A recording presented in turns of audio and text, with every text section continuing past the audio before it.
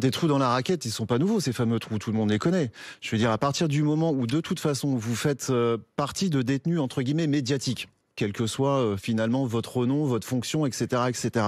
Vous êtes placé dans un quartier d'isolement. Le jour où on va incarcérer, je vais dire une bêtise, un pédophile qui a fait des atrocités sur des enfants, le jour où il va être placé à l'isolement, il va avoir le même comité d'accueil que Nicolas Sarkozy a pu avoir depuis son incarcération mardi. Ouais. Des menaces, il va en entendre aussi. Quelle que soit la peine, c'est le statut du prisonnier isolé. Et voilà. Alors aujourd'hui, au niveau de la prison de la Santé, on est en train de faire de Nicolas Sarkozy un détenu isolé au milieu de l'isolement. C'est-à-dire ? C'est-à-dire qu'en fait, avec une protection rapprochée comme il peut avoir, que voulez-vous qu'il lui arrive à l'intérieur des murs des prisons de la Santé ?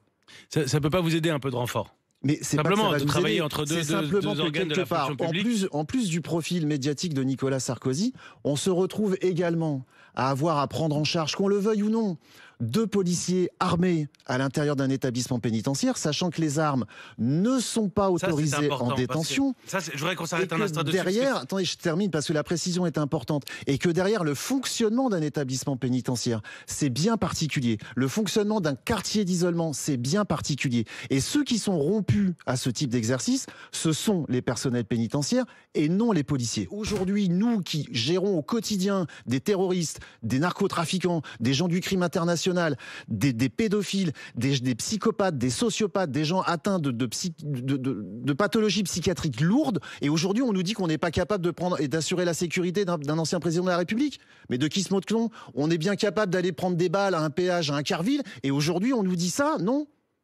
Non, moi je peux pas accepter ce genre de choses. Il y a un moment donné, chacun chez soi. Moi, quand j'ai un problème avec ma voiture, je vais chez le garagiste. Je vais pas voir mon médecin généraliste. Donc chacun chez soi, chacun ses missions. Là, on est en train effectivement de venir marcher sur nos plates-bandes, et ça, c'est inacceptable. On a nous aussi des spécialistes de la sécurité. Vous avez demandé des excuses à un moment donné, publiques. il va falloir que le ministre de la Justice lui se positionne aussi. Et puis quelque part, à un moment donné, oui, moi j'attends de Monsieur Nunez qu'il revienne un peu sur ses propos, parce que ça veut dire derrière que nous, finalement, on est des bons à rien. Eh ben non, monsieur, nous ne sommes pas des bons à rien.